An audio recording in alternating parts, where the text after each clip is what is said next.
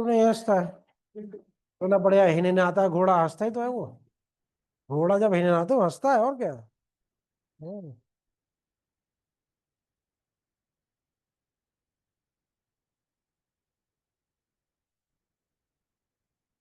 सारी क्रियाएं जो मनुष्य की होती है ना, वही जानवरों की होती है। सारी क्रियाएं होती है, क्यों नहीं कमा सकता है? हाँ, मनुष्य एक सामाजिक प्राणी है। अरस्तु का था। अरस्तु का है। मनुष्य एक सामाजिक प्राणी है। हाँ, देखिए, है क्या कि किसी भी देश का संविधान, है ना, कॉन्स्टिट्यूशन,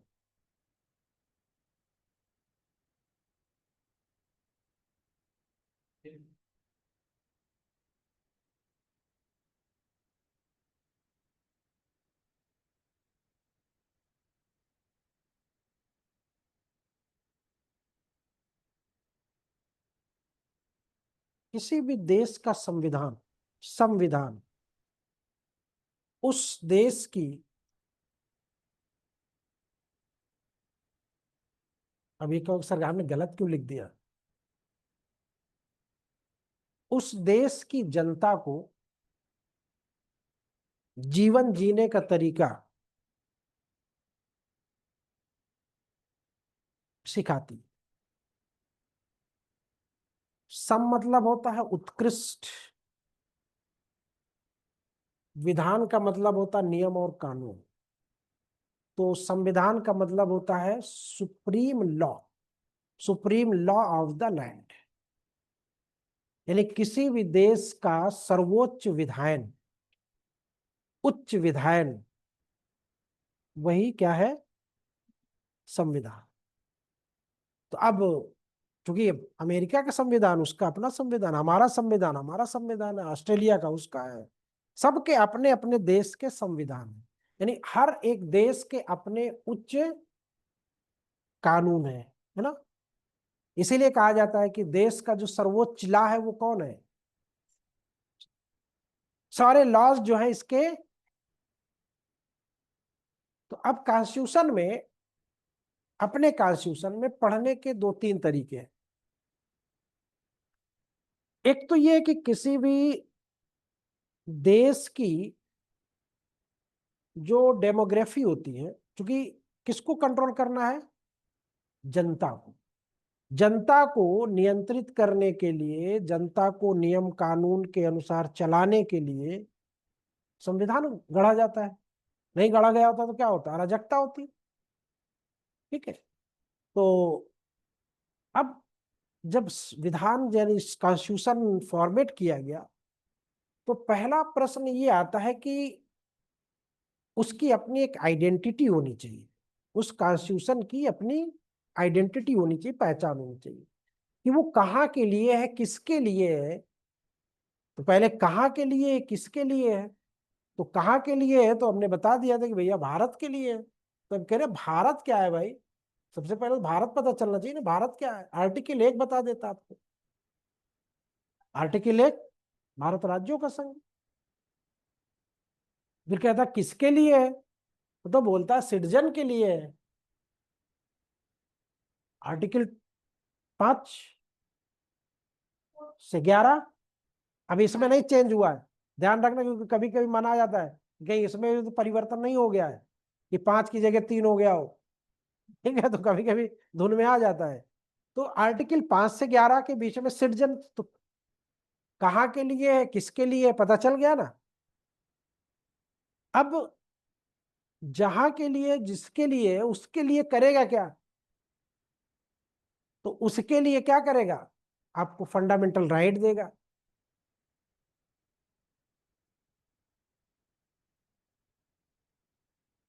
आपको directive principle of the state देगा। आपकी ड्यूटी बताएगा। यही तो 4 5 बातें हैं। तो नहीं, यहां तक आपकी ड्यूटी बताना, आपको फंडामेंटल राइट देना, और आपको डीपीएसपी से लैश करना। लैश मतलब समझ रहे हो ना? क्यों? देखो, फंडामेंटल राइट तो आपका नेचुरल राइट है, उन्हें संविधान में दे दिया। डीपीएसपी में आप पढ़ते भी होंगे फंडामेंटल राइट और डीपीएसपी में डिफरेंस क्या है। उसको न्यायालय द्वारा इन्फोर्स कराया जा सकता है, इसको नहीं कराया जा सकता। तो जो डीपीएसपी में जितनी भी बातें हैं, चाहे वो equal pay for equal work, समान कार्य के लिए समान वेतन हो, चाहे वो कर्मकारों के लिए छुट्टी की बात हो, चाहे वो पर्यावरण की बात हो, चाहे वो दुधारू पशुओं की बात हो, चाहे वो आपकी आर्टिकल 50 न्यायपालिका का कार्यपालिका से पृथक्करण की बात हो, है ना। तो कहने का मतलब ये सब चीजों के लिए आप कोर्ट नहीं जा सकते। जब कोर्ट नहीं जा सकते तो कहाँ जाएंगे? सरकार के पास जाएंगे। यानी ये काम सरकार को करना होता। अगर ये चीज नहीं दी, क्योंकि देखो है क्या कि सरकार किसने बनाया? जनता ने बनाया। अब अगर सरकार को हम ऐसे ही छोड़ दें, उसके ऊपर कुछ जिम्मेदारी ना रखें, तो वो तो आवारा हो जाएगी, सरकार आवारा हो जाएगी। तो ये कहा गया नहीं, इनके ऊपर डीपीएसपी रखो। तो डीपीएसपी जब रख दिया गया तो अब सारी जिम्मेदारी आ गई कि भैया महिलाओं के लिए आप नियम कानून बनाइए, बच्चों के लिए बनाइए, है ना, बुजुर्गों के लिए बनाइए, नशाखोरों के लिए बनाइए, जानवरों के लिए बनाइए, जो हमारे देश के लिए बहुउपयोगी चीजें हैं, उनके लिए आप कुछ करिए। क्योंकि इन लोगों ने आपको सत्ता दे दिया, आपको सरकार बनाने की अनुमति दे दी। भाई जनता ही तो देती है ना, हम ही लोगों के उससे तो सरकार बनती है। तो अब हमारे लिए कुछ करेंगे नहीं करेंगे? तो बोले हाँ, अभी चुनाव आने दीजिए, 10,000 रुपया महीने का देंगे आपको, 1,000 रुपया युवाओं को देंगे, 10,000 महिलाओं को देंगे, और हर विधवा के पति को नौकरी देंगे, सरकारी नौकरी देंगे। हाँ, सरकारी नौकरी देंगे। हाँ, कल, हाँ सही बोले तो, कल मोदी जी बोले कि बिहार में हर विधवा के पति को सरकारी नौकरी दी जाएगी। कल मोदी जी बोले, उसी पे ट्रोल हो गए। हाँ बिल्कुल, अंधभक्त है तो बजाएंगे नहीं, जब उनको समझ नहीं है तो बजाएंगे। हाँ, तो ऐसे ही चल रहा है ना। तो वही थोड़ी देर मैं भी सोचा, मैंने कहा मैं उल्टा समझ रहा हूँ क्या। थोड़ी देर थोड़ी देर मैं भी सोचा कि ये मैं उल्टा समझ रहा हूँ क्या, यानी कि हर विधवा को सरकारी नौकरी दी जाएगी, ये तो नहीं बोला है। उन्होंने कहा हर विधवा के पति को सरकारी नौकरी दी जाएगी। तो पहले उसके लिए विधवा होना पड़ेगा, है ना। ये कहते हैं कि हर विधुर को हम नौकरी देंगे, तो बात सुनो, है ना। लेकिन फिर मतलब क्या होता विधुर को देने से? तो सारे पत्नियों को मारना शुरू कर देते हैं। क्राइम रेट बढ़ा देते। तो कहने का मतलब कि डायरेक्टिव प्रिंसिपल में सरकार को जिम्मेदारी, यानी कि देखो, अब यहाँ पे 3 4 बातें 5 बातें हो गई। पहली बात, आपका अपना संविधान का दायरा पता चला। दूसरी बात, नागरिक पता चले। तीसरी बात, फंडामेंटल राइट पता चला। चौथी बात, डायरेक्टिव प्रिंसिपल, सरकार को कुछ करने के लिए संविधान बोलता है, हम नहीं बोलते, संविधान बोलता है। फिर कुछ ड्यूटीज जनता को दी गई हैं, क्योंकि बिना कर्तव्य के अधिकार अच्छे नहीं होते। ये बस वैसे ही हो जाते हैं जैसे घर का बिगड़ा हुआ आवारा लड़का, बस उसको पॉकेट मनी चाहिए, सुबह 2,000 रुपया, शाम के आके बैठ गया। तो कुछ ड्यूटी भी उसकी दो ना, कि बेटा 2,000 ले तो जा रहे हो डेली, कुछ करके लाना, ड्यूटी होनी चाहिए ना कुछ। तो ड्यूटी भी आपकी फिक्स कर दी गई। ठीक है, बात समझ में आ गई। तो अब ये 5 जो बातें हैं आपकी, ये 5 बातें सेक्शन 51A तक जाती। ठीक है, और यहां से आपके 2 3 सवाल यहीं से मिल जाएंगे, 2 3 सवाल यहीं से रहेंगे। तो अब इसमें सवाल कहाँ से बनेंगे वो अभी हम लोग देखेंगे। तो दूसरा पार्ट जो आता है वो कॉन्स्टिट्यूशन का ऑपरेटिव पार्ट होता है, जिसको आप लोग पॉलिटी बोलते हो, भाषा में होता वही संविधान ही है। ऑपरेटिव पार्ट होता है संविधान का भाग 5। 5 से लेके फिर जितने भी पार्ट है वो सब ऑपरेटिव पार्ट है, ठीक है। ऑपरेटिव पार्ट में 5, 6, 7 तो रिपील हो गया है, 8, 9, 9A, 9B है ना, 10, 11, 12, 13, फिर 11 से लेके 12, 13 तक कुछ व्यापार की बात होती है, इंटर स्टेट ट्रेड कॉमर्स है ना, रिलेशन की बात होती है कि केंद्र और राज्य के बीच संबंध कैसे होंगे, 11, 12, 13। फिर 14 में, सेक्शन 14 में क्या बोलता है, संघ लोक, हाँ, संघ लोक सेवा आयोग की बात करता है। फिर 14A में अधिकरण की बात करता है। फिर 15 में इलेक्शन की बात करता है, जिस पर बवाल मचा हुआ है। तो इसमें भी सवाल आएगा इस बार। पहले तो सर का फुल फॉर्म आएगा इस बार, किसी ना किसी एपीओ में सर का फुल फॉर्म आएगा, लिख लेना अभी से, क्लियर है। सर का फुल फॉर्म, अब हमें क्या पता, पढ़ी तुम लोग, तुम जानो। सर का फुल फॉर्म, बड़ा बवाल में। हाँ है, याद है किसी को? स्पेशल, अब स्पेशल हम बता दिए, एक सब आप बताओ।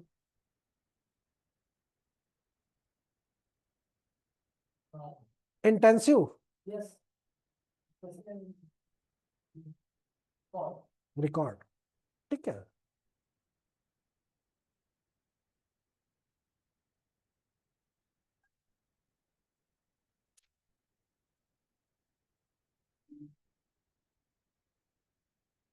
ठीक, स्पेशल इंटेंसिव रिकॉर्ड। हाँ हाँ, रिवीजन होगा, सॉरी रिवीजन होगा, क्योंकि रिवीजन हो रहा था ना।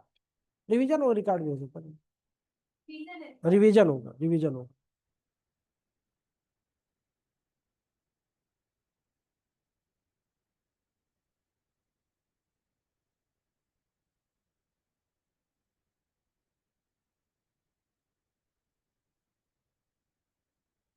आप लोगों के मोबाइल पे SOS नाम से कुछ आता है?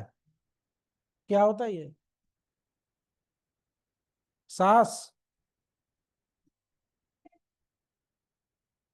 SOS आता है? हम्म, कंप्यूटर पढ़ी हो ना, SOS इजी होता है बाहर निकलना, SOS का।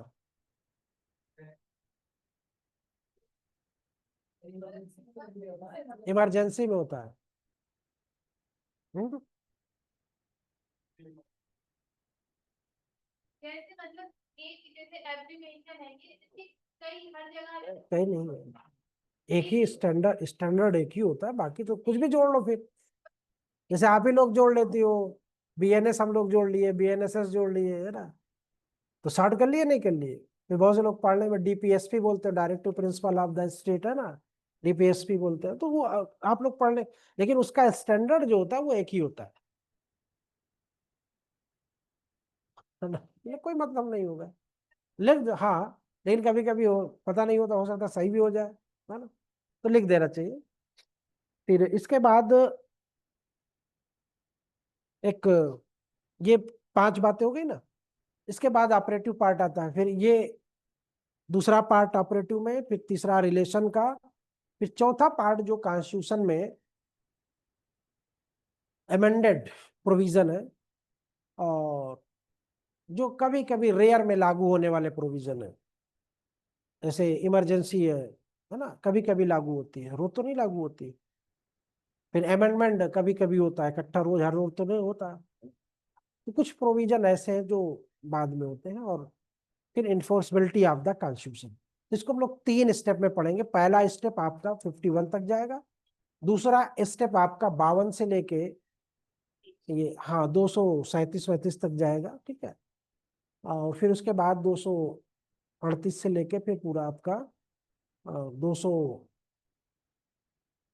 50 51 तक जाएगा, फिर 52 से लेके 95 तक। ठीक है, ये 3 स्टेप में इसको हम लोग पढ़ेंगे। अब सबसे पहली चीज जो पढ़नी है वो क्या पढ़नी है? प्रेम्बल। देखो, हर एक्ट में, समस्त एक्ट में इन्फोर्समेंट की जो डेट है या उस एक्ट का जो नाम है, वो संविधान, वो एक्ट के शुरू में ही दिया होगा, सेक्शन 1 में या सेक्शन 2 में, है ना, या सेक्शन 3 में ज्यादा से ज्यादा। इस संविधान में ये चीज लास्ट में दी गई, एनफोर्सबिलिटी of the constitution, section article 390, ठीक है, वहां पे दिया गया है भारत का संविधान। प्रिम्बल हम लोग पढ़ते हैं। अब इसमें से हो सकता है कि सभी लोगों को याद ना हो, सभी लोगों को याद ना हो, जरूरी नहीं है, कुछ को याद भी हो सकता है, अच्छी बात है, याद है, नहीं याद है तो और अच्छी बात है, थोड़ा सा दिमाग खाली है। तो प्रिम्बल में क्या होता है कि उसके नाम को सबसे पहले, प्रिम्बल वर्ड देखिएगा, प्रिम्बल। हम्म,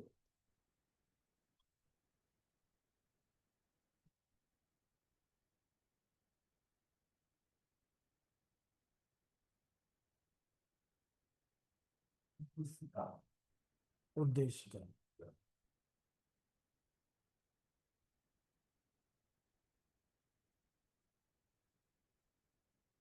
प्रस्तावना।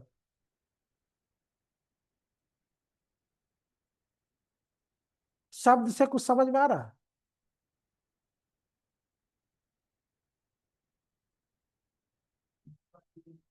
अगर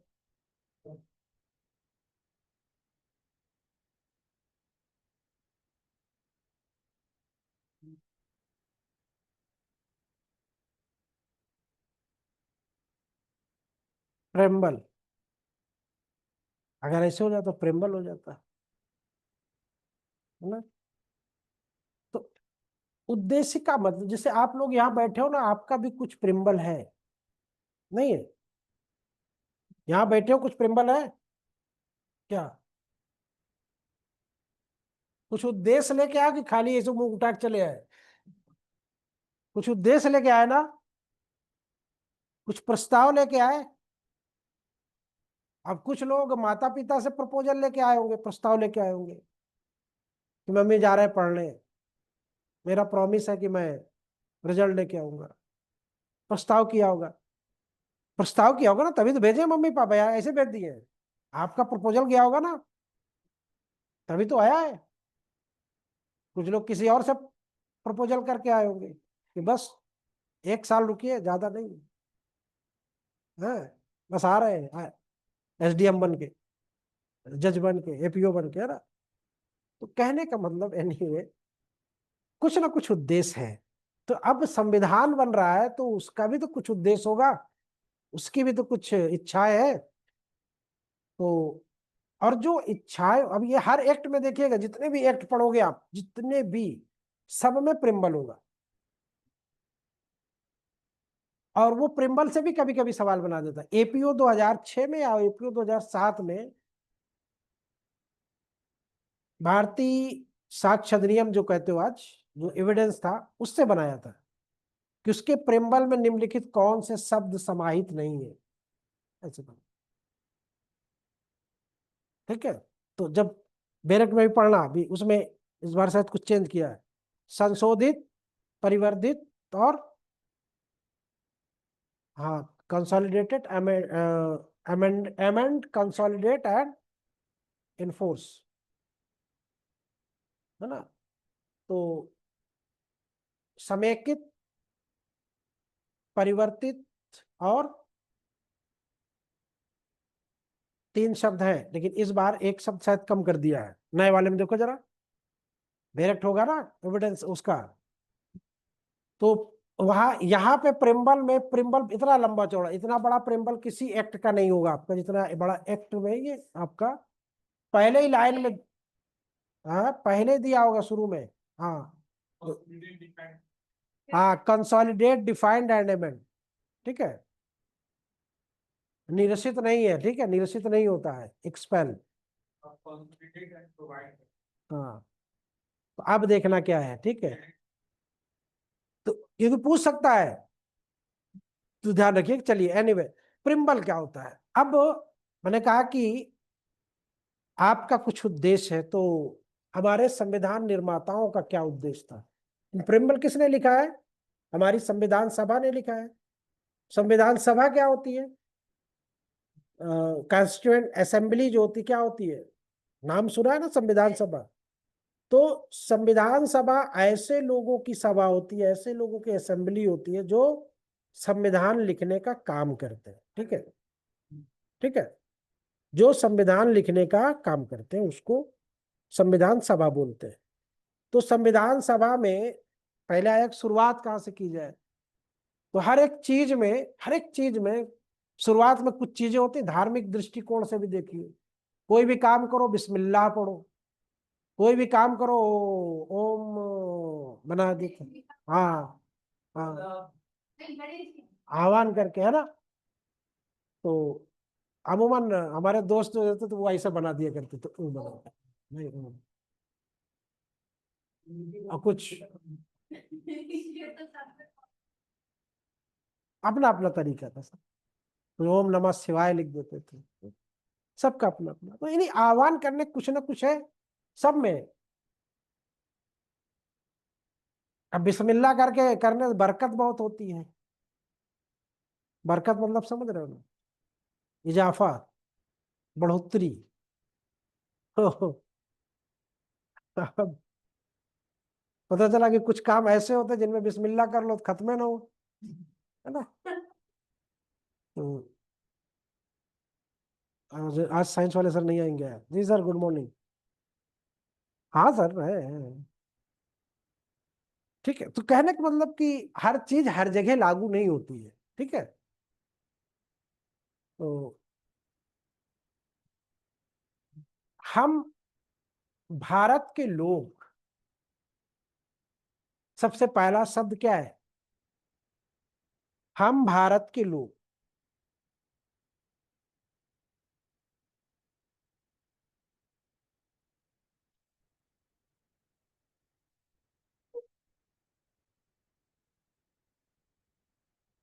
अखिल दीप, भारत शब्द प्रिम्बल में कितनी बार आया है? समोसा इससे कौन बोला है? कौन बोला है? तुम बोलियो ना। तेरा, तेरा तिरछा कितने मिल रहा है? 8 रुपया में 3-4 दिन पहले लागू हुआ है। नहीं तेरे तो उससे मतलब थोड़ी होता है। कानून सबको पता होना चाहिए, भारत का ये नियम है। ठीक नहीं? नहीं। हाँ, पता है। ये नहीं होता, कानून लग गया फिर ये नहीं कहा अरे सर हमको तो पता नहीं था। सपट नहीं, जनहित ही में बना था, पूरे क्लास में बना था। हाँ, 100 रुपये लो से। बोलेगा नहीं, नहीं कोई नहीं बोलेगा, जिससे पूछा जाएगा वही बोलेगा। जिससे बोले पूछे वही बताएगा। सब लोग थे, सब लोग थे। बहुमत से हम भारत के लोग, इतनी बात से तो कुछ समझ में नहीं आ रहा। हम भारत के लोग विद पीपल ऑफ इंडिया। हम शब्द क्यों यूज किया? हम शब्द क्यों यूज किया? मैं शब्द यूज कर देता।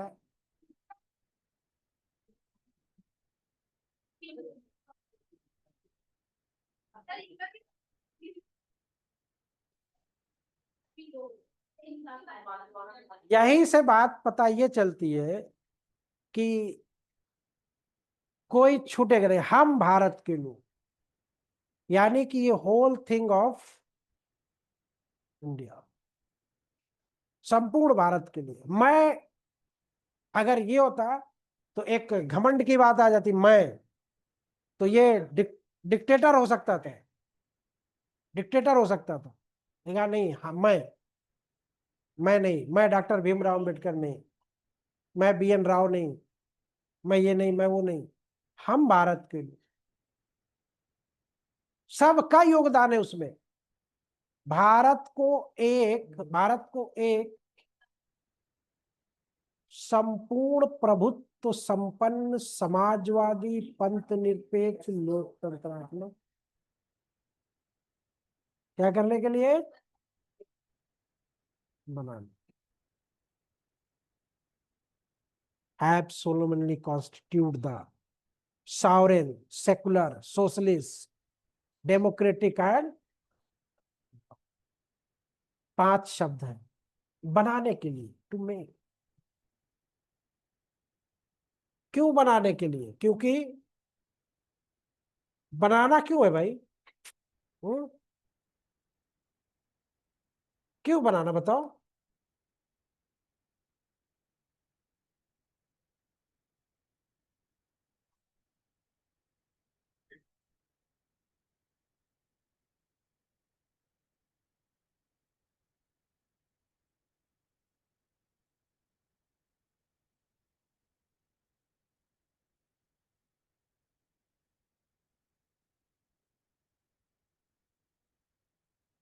क्यों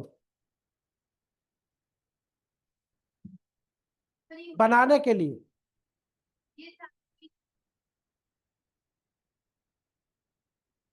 इसका मतलब हम नहीं थे, ना तो हम सावरेन थे, ना तो हम सोशलिस्ट थे, ना तो हम डेमोक्रेटिक थे, ना तो हम रिपब्लिक थे, कुछ नहीं थे, खाना बदोश थे, कुछ नहीं। तो इसको हमको बनाना है, इसको बनाना है। नहीं तो हम लोग भी यहाँ पे हटा दिए तो काहे बनेंगे भैया? काहे बनेंगे? नहीं बनेंगे, नहीं बनेंगे, डेमोक्रेटिक भी नहीं रखेंगे, कुछ नहीं बनेंगे, तानाशाही रहेंगे। क्या कर लोगे? कर सकते थे ना, लेकिन कहा नहीं। सावरन, सावरन आजादी देना भारत के लिए खतरनाक है। सॉवरेंटी देना, जैसे बच्चों को सॉवरेंटी देना खतरनाक होता है, बच्चियों को, बच्चों को सॉवरेंटी, संप्रभुता, सबको, किसी को भी आप सॉवरेन कर दीजिए। सॉवरेन का मतलब समझ रहे हो? संप्रभुता, सीधी भाषा नहीं, फर्जी बात है नहीं, उसमें सीधी भाषा में बताओ।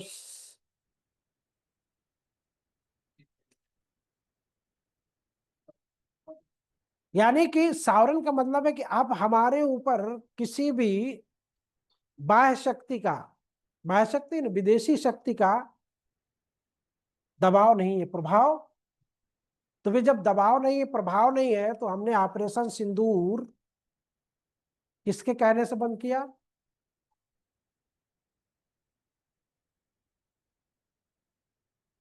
अपने आप बंद हो गई।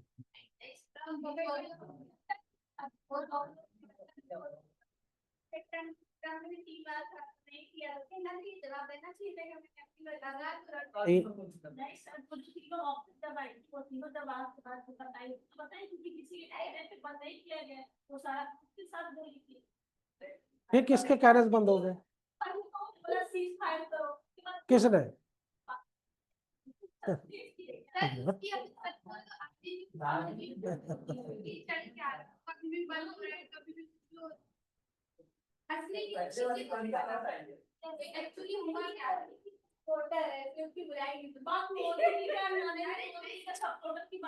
नहीं नहीं, जो देखो, देखो होता क्या है ना, कि जैसे हम, मैंने मान लो मोदी जी है जो, अब मोदी जी थोड़ी ना कहेंगे कि ट्रम्प ने कहा है कि युद्ध बंद कर दो। मोदी जी ने ऑफिसरों को बोला कि जाके कर दो, कि मोदी जी ने मना कर दिया कि युद्ध नहीं होगा। अब ये देखो कि मोदी जी ने क्या क्यों कहा। हम्म, वो क्यों कहेंगे?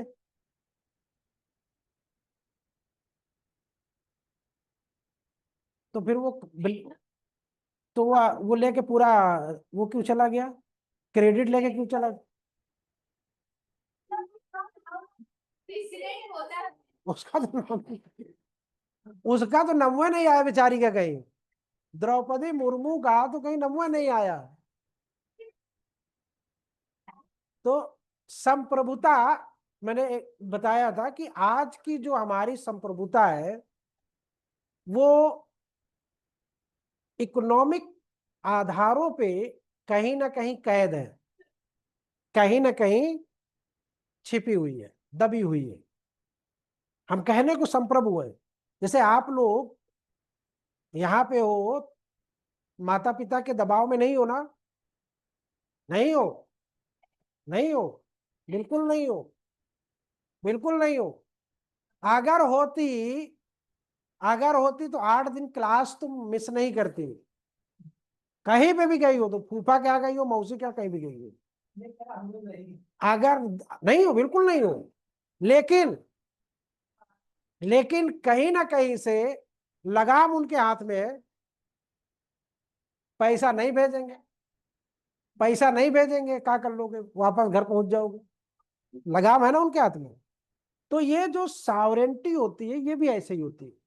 बस कहने को कि हम किसी देश के दबाव में नहीं है, लेकिन जिस भी देश के साथ हमारे आर्थिक हित जुटे होते हैं, जुड़े होते हैं, वहां कहीं ना कहीं हम एक दूसरे को बात मानते हैं। ठीक है, मानते हैं, एक दूसरे की बात मानते, तो वो बात किसी के कंसेंट से बात होती है तो एक अलग बात हो जाती है। दबाव में होना वो एक बात अलग हो जाती है। वो वहां पे आपकी सॉवरेंटी को इफेक्ट करता है, आपकी संप्रभुता को वहां पे वो प्रभावित करता है। ठीक, बात समझ में आ गई? यानी सीधी लाइन में क्या लिखना है, अगर मान लो आ गया कि what is the means of sovereign, अर्थ क्या है इसका, मतलब क्या है, तो ये आपको लिखना कि we are free from any external pressure or, हाँ, किसी बाहरी दबाव से हम मुक्त, बिल्कुल से मुक्त। कोई हमारे ऊपर दबाव नहीं है, हम जो चाहे वो करें। ठीक है, बात समझ में आ गई? ये इसका मतलब है। फिर उसके बाद समाजवाद आता है। समाजवाद का क्या मतलब?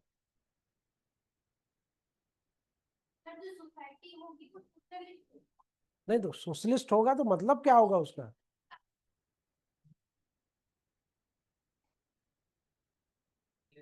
जो भी योजनाएं बनाई, जो भी कार्य करेगी सरकार, जो भी पॉलिसी बनाएगी, वो सारी समाज की, किसी एक व्यक्तिगत नहीं तो अच्छा ये बताओ, ठीक है, अब समाजवाद हटा देते हैं, समाजवाद हटा देते हैं, तुमको सरकार दे देते हैं, सरकार चलाओ, क्या करोगी? तो जानवरों के लिए कानून बनाओगे, जानवरों के लिए योजना बनाओगे? किसके लिए बनाओ, किसके लिए बनाओगे? नागरिक के लिए। तो समाजवाद तो हमने हटा दिया, तब कोई बात नहीं, कोई फर्क नहीं पड़ा। लेकिन इस समाजवाद का जो आशय था वो दूसरा था। वो क्यों ऐसा था? समाजवाद की जो परिभाषा है वो क्या है? क्रेडल टू, पालने से लेके अर्थी तक। अर्थी की इंग्लिश क्या होती है? अर्थी की है? नहीं कि पालने से लेके नहीं, बच्चे के जन्म से लेकर मृत्यु तक सोशल सिक्योरिटी की गारंटी देना, ये समाजवाद है। ये समाजवाद होता है। फिर समाज में प्राइवेटाइजेशन को हरेस करके पब्लिकाइजेशन को इंपॉर्टेंस देना, ये समाजवाद होता है। यानी कि जो आप लोग पढ़ रहे हो ना कि प्राइवेट सेक्टर को दबाना है और पब्लिक सेक्टर को स्ट्रांग करना, इसी समाजवाद का असर था कि जो जेडेलआर आप लोग पढ़ रहे हो, जमींदारी एबोलिशन एक्ट, पढ़ा है कि नहीं पढ़ा? 1952, वो इसी समाजवाद की वजह से है। अभी अभी अभी जो दो डिफिनेशन बताए, इसकी 4-5 डिफिनेशन है। इसी समाजवाद की वजह से 1969 में बैंकों का राष्ट्रीयकरण हुआ, फिर 80 में हुआ, 2 बार हुआ ना, 3 बार बैंकों का नेशनलाइजेशन हुआ इसी समाजवाद की वजह से। तो अल्टीमेटली क्यों प्राइवेटाइजेशन को हटा के प्राइवेटाइजेशन क्यों, वो पब्लिकाइजेशन क्यों किया गया? सोचिए कि प्राइवेट और पब्लिक दोनों में अंतर क्या होता है। अब यहीं से आप लोग समझ लो कि बैंकों को राष्ट्रीयकरण करके उनको सरकार के दायरे में लाया गया। अभी भी आप लोगों को प्राइवेट भी चल रहा है, प्राइवेट बैंक बंद नहीं हुए हैं। प्राइवेट बैंक के चार्जेस और प्राइवेट बैंक की रखरखाव या प्राइवेट बैंक के जो लेन देन का हिसाब है वो क्या है, वो ला तो इंडियन है लेकिन उनके अपने जो ऑटोनोमस अथॉरिटी है, ऑटोनोमस अथॉरिटी का मतलब ये होता है कि हम रहेंगे तो आपके अधीन लेकिन नियम कानून हमारे अपने होंगे।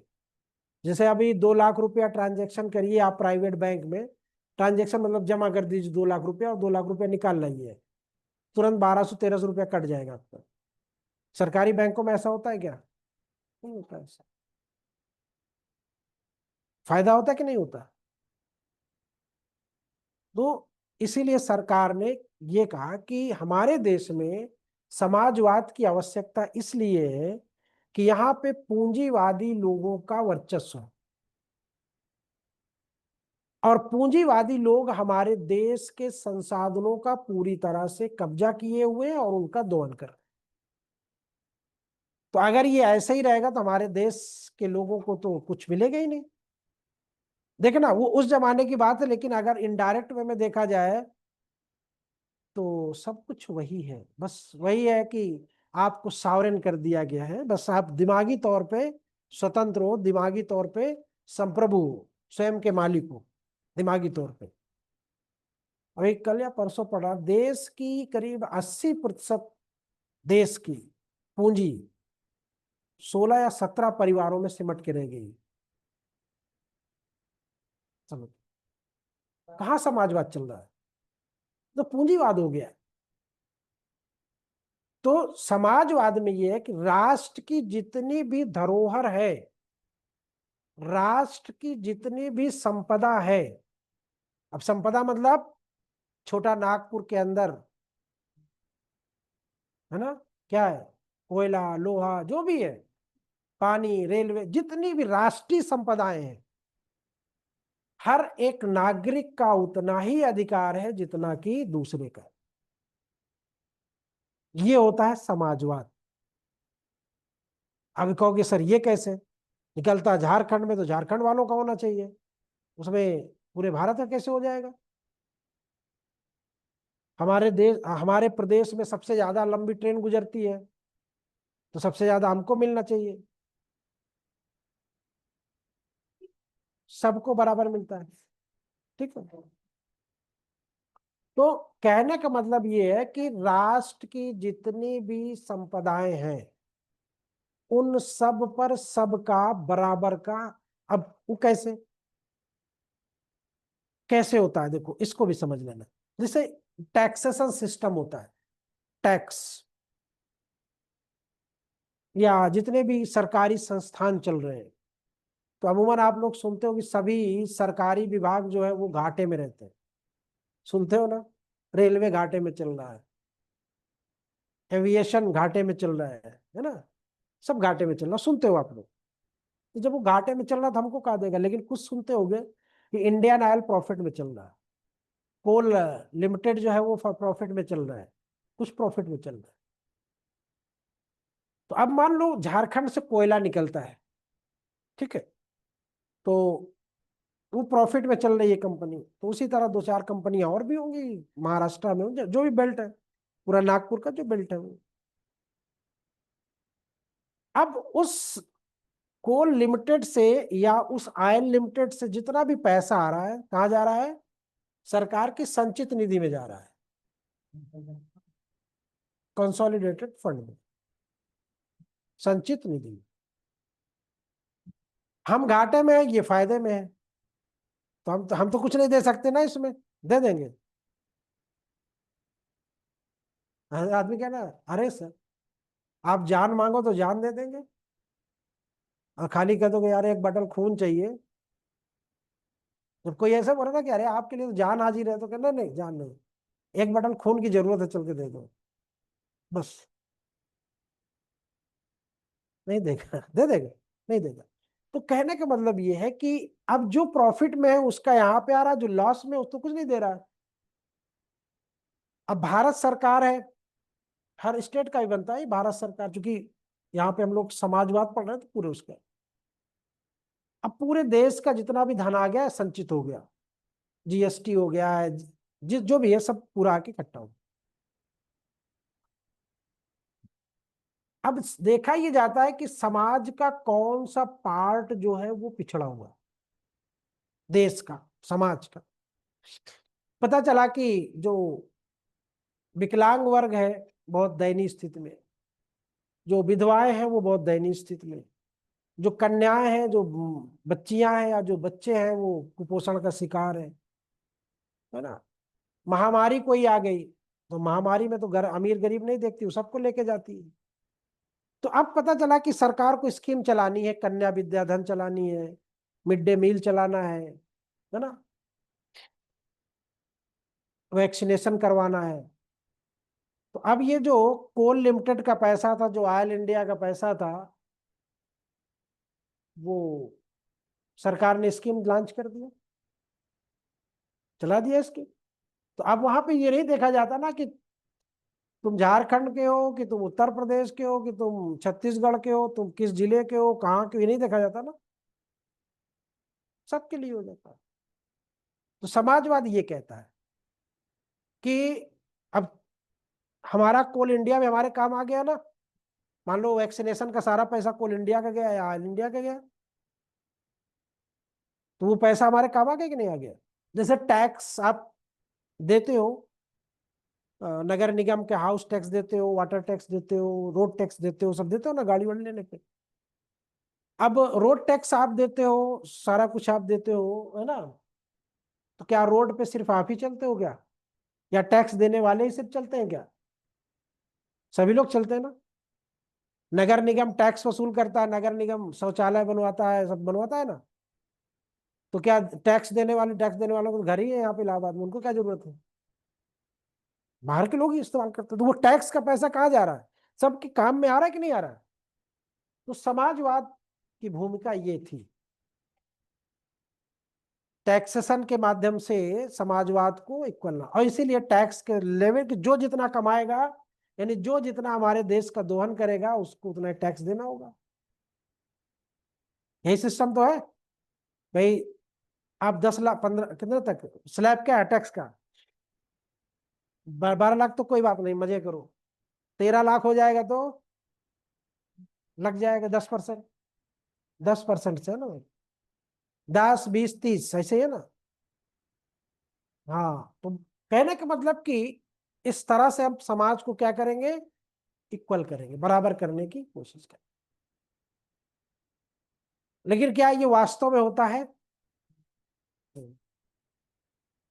सरकार तक तो ठीक है, वहां तक तो हो जाता है कुछ हद तक, क्योंकि डायरेक्टिव प्रिंसिपल है, नहीं करेगा तो मार खाएगा, जनता वोट नहीं देगी, है ना। तो मजबूरी है उसकी करना, सरकार की, नहीं करेगा तो वोट नहीं देगी जनता। फिर उसके बाद एक चीज ये आती है कि समाजवाद का मतलब ये, और साम्यवाद और समाजवाद, एक कम्युनिज्म और एक सोशलिज्म। कम्युनिज्म में भी यही है, कम्युनिस्ट में यही है कि जो साम्यवाद जिसको बोलते हो, कम्युनिस्ट बोला जाता है ना, उस समय यह है कि जो जिस लेवल का है, लेवल मतलब समझ रहे हो ना, जो जिस योग्य है उसको उतना दिया जाएगा, चाहे वो कमाने में हो चाहे वो खाने में। जैसे मान लो आप एक डॉक्टर हो, तो साम्यवाद ये कहता है कि आप डॉक्टर हो तो इसका मतलब ये नहीं कि समाज को पूरा लूट लोगे। वो कहता है कि आप अपनी योग्यता के अनुसार कमाएंगे और उसी के अनुसार आप अपना खर्च करेंगे। हमारे यहाँ क्या होता है, एक एक डॉक्टर के पास कितना कितना पैसा है, अनाप शनाप पैसा है।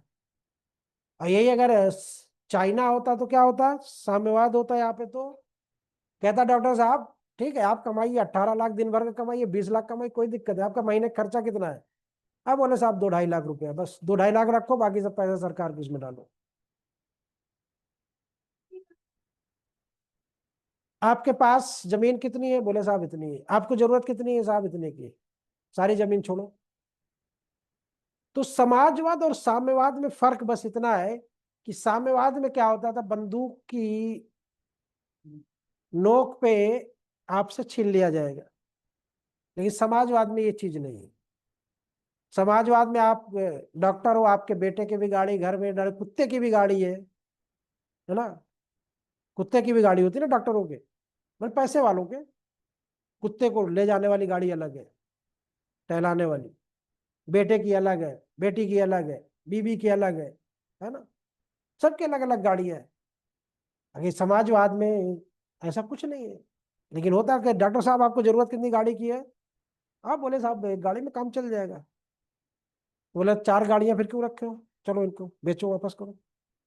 तो उससे बहुत सी चीजें अच्छी भी होती है, बहुत से नुकसान भी करती हैं। अच्छी ये होती है कि समाज के संसाधनों का गलत यूज नहीं और मिसयूज नहीं हो रहा, पॉल्यूशन नहीं बढ़ रहा। अब 4 गाड़ियां जाएंगी, बीवी अलग जा रहा है, बच्चे अलग जा रहे हैं, कुत्ता अलग जा रहा है, तो चारों गाड़ियों से क्या निकलेगा, पॉल्यूशन निकलेगा नहीं निकलेगा। लेकिन अब दूसरी तरफ फायदा ये है कि अब डॉक्टर साहब पेट्रोल भराएंगे तो जीएसटी से हम वसूल लेंगे। 10 लीटर अगर खर्चा होगा तो 300-350 रुपये तो डॉक्टर साहब से वसूल लेंगे हम। लेकिन पॉल्यूशन को हम नहीं देख रहे हैं। तो कहने का मतलब ये है कि राष्ट्र हित में समाजवाद वो वाला समाजवाद है जिसमें जिसको जितनी जरूरत हो उसको उतना रखना चाहिए। तो वो तो हो नहीं पाएगा, इतना ईमानदार तो लोग हैं नहीं यहाँ पे, है ना। लेकिन रियल का समाजवाद वही है कि अगर हम हमारे पास एक रोटी है, अगले के पास आधी है, अगले के पास 1/4 है, 3 लोग खाने वाले हैं, तो क्या करेंगे, तीनों को पहले मिला लेंगे। ऐसे सीधी भाषा में समझ लो, तीनों को मिला के कहेंगे अब आके बैठ के खाओ सब लोग, ठीक। तो अब पता चला कि एक तो बहुत खा लिया, उसको बदहजमी हो गई। दूसरा बेचारा नॉर्मल रहा, थोड़ा सा भूखा रहा। और तीसरा वाला तो पूरा पूरा भूखा रह गया, है ना। रह गया कि नहीं रह गया। तो अब लेकिन अब जब तीनों खाएंगे तो हो सकता है कि तीनों भूखे रहेंगे लेकिन कम मात्रा में रहेंगे। लेकिन उसमें भी जो होशियार होगा, होशियार, वो क्या करेगा, बड़े बड़े तोड़ेगा। कौर जिसको बोलते हैं ना, कौर ना, कमल, बड़े बड़े तोड़ेगा, लपेटेगा, जल्दी जल्दी खाना शुरू कर देंगे। कुछ लोग स्पीड में खाएंगे। तो ऐसे तो हो रहा है समाजवाद में हमारे। जो लोग होशियार है वो फटाफट फटाफट क्या कर रहे हैं, पूरा पजिश कर रहे हैं। वो जानते हैं कि पैसा आया, ये बिजनेस में भी लगा दी, वो बिजनेस में भी लगा दो। और गरीब बेचारा क्या, अब जैसे देखो इसका दूसरा इम्पैक्ट देखो कि वी मार्ट, है ना, जो जितने भी हैं, ये जब खुलते हैं तो छोटे दुकानदारों की ऐसी तैसी हो जाती है। क्यों, क्यों हो जाती है, अच्छा ये बताओ। फिर एक ही होता है कि अमीर अमीर होता चला जा रहा है, गरीब गरीब होता चला जा रहा है। तो क्या यही समाजवाद है, ये समाजवाद नहीं है। लेकिन हो वही रहा है, कर भी वही रहे, सरकार भी उसी को प्रमोट कर रही है कि अमीर अमीर हो जाए, गरीब गरीब बना रहे। भाई आप जैसे मान लो, अभी हम कहें कि तुम्हारा नाम भूल जाता हूँ, आयुषी, तुम आज 5 किलो चीनी खरीद के ले जाना और 5 किलो अरहर की दाल खरीद के, ठीक है, ले जाना खरीद कर, हमको फोन करना सर इतने में मिली है, बता देना, ठीक है।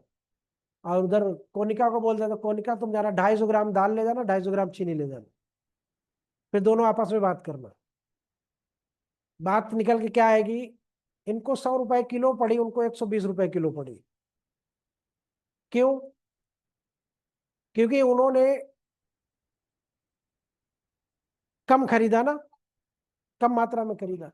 तो उनका हो सकता है 15 रुपए का 250 ग्राम मिला हो, 60 रुपए किलो के हिसाब से 15 रुपए का। आपको कितने मिला हो, तो 10 रुपए में मिल गया। तो 5 रुपया उनका एक्स्ट्रा गया कि नहीं गया? 250 ग्राम पे 5 रुपया उनका एक्स्ट्रा गया, और 1 किलो पे 20 रुपया आपका बच गया। समझना बात। क्यों? क्योंकि आपने 5 किलो खरीदा। आपने 5 किलो क्यों खरीदा? क्योंकि आपके पास पैसा है, उनके पास पैसा नहीं है। तो अमीर अमीर हो गया, गरीब गरीब हो गया। हो गया कि नहीं हो गया? तो वी मार्ट वाले जब बल्क में ट्रक का ट्रक कपड़े मंगाएंगे, तो उनको क्या होगा? सस्ता मिलेगा, सस्ता मिलेगा। आप 10 पीस लेने जाओगे अपनी दुकान के लिए, महंगा मिलेगा। तो आप उनका प्रतियोगिता कर सकते हो क्या? कंपटीशन कर सकते हो मार्केट में? नहीं कर सकते। वो बच्चे खुचे माल का ऑफर भी लगा देंगे।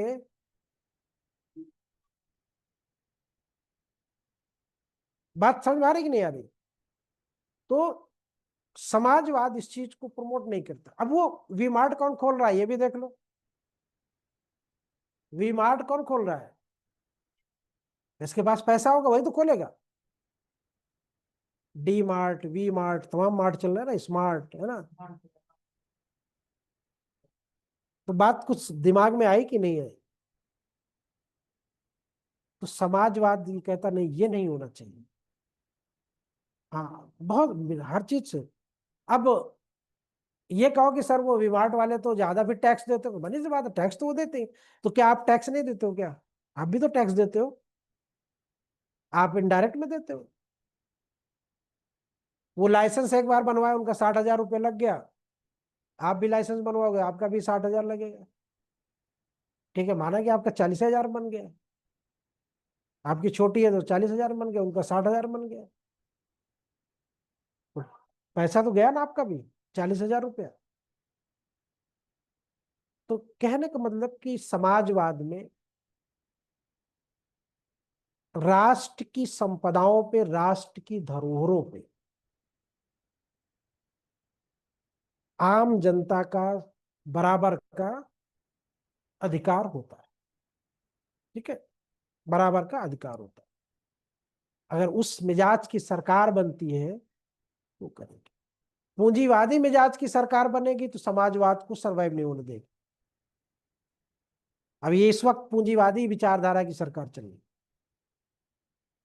हर जगह पैसा लगा दे रहे, हर जगह। बैंक एटीएम से निकालोगे तो, एटीएम से यूपीआई करोगे तो इतने के बाद इतना, इतने के बाद इतना, अकाउंट में इतने से कम हो जाएगा तो इतना लग जाए। हर जगह ये ऐसी विचारधारा की सरकारें क्या होती हैं? पूंजीवादी होती हैं। कि हर जगह से पैसा वसूल करने का तरीका। ठीक है, हर जगह से पैसा निकालने का सोर्स ढूंढती है सरकार। तो कहा अच्छा, नहीं तो इन्हें सोने पे भी टैक्स लगा देना चाहिए। भारत को तरक्की करना है तो सोने पे टैक्स लगाना चाहिए। सोने पे? कौन से सोने पे? नहीं। 6 घंटे से ज्यादा कोई सोया तो मोबाइल से उसका पैसा डिडक्ट हो गया। देखो फिर साहब, लोग 6 घंटे ज्यादा नहीं सो गए पैसा बचाने के चक्कर में। हाँ, ठीक है। तो तमाम ऐप्स आजकल आते हैं, तो बहुत सी चीजें हो सकती है। बात समझ में आ गई कि नहीं? समाजवाद इतना ही समझो, आज ज्यादा समझ लोगे दिक्कत करेगा। 7-8 दिन चलता है ये क्लास, खाली प्रिम्बल। अगर पढ़ोगे तो, लेकिन उतना नहीं पढ़ाएंगे। ये आप लोग भी कहोगे सर क्या पढ़ा रहे हैं आप। लेकिन हाँ, प्रिम्बल अगर आपने समझ लिया अच्छे से, तो संविधान फिर समझने की जरूरत नहीं है। नहीं, समझने का मतलब कि फिर आप दौड़ जाओगे। समझना यहीं से, यही आधार होता है संविधान का। ठीक है, समझे कि नहीं समझे? अभी कल पंथ निरपेक्ष देखेंगे, फिर लोकतंत्र देखेंगे, फिर शॉर्ट में कर लेंगे, ज्यादा नहीं, 2-3 दिन ले चलेंगे, ज्यादा नहीं। किसके कहाँ कौन से दिक्कत करते? सब तो अनवर अली बनाम पश्चिम बंगाल राज्य, और ये आपका इसमें प्रिम्बल में कौन कौन से हैं? प्रिम्बल में 2-3 केस बनाओ। और बेरू, इनरी बेरूवारी, केशवानंद भारती और गोलकनाथ इसमें कहा जाएगा। SR मुंबई का, वो तो उसमें चला जाएगा। हाँ इसमें देखो तो इसमें देखो, हाँ SR मुंबई का। यानी इसमें सब सवाल ये बनता है कि किस केस में भारतीय संविधान की उद्देशिका को भारत का संविधान का अंग माना गया था, किसमें नहीं माना गया था। और SR मुंबई में किसमें कहा गया था? इसका सोर्स कहाँ से है? प्रिम्बल कहाँ का है?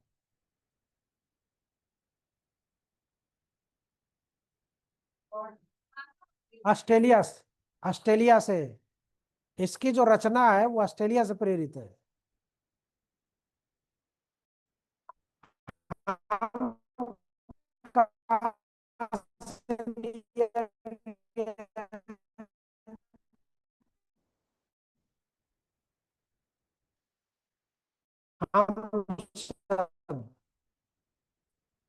हम शब्द कहाँ से लिए? हाँ ठीक, ये आपका रहा। तो इसके बाद चलिए कल देखते हैं।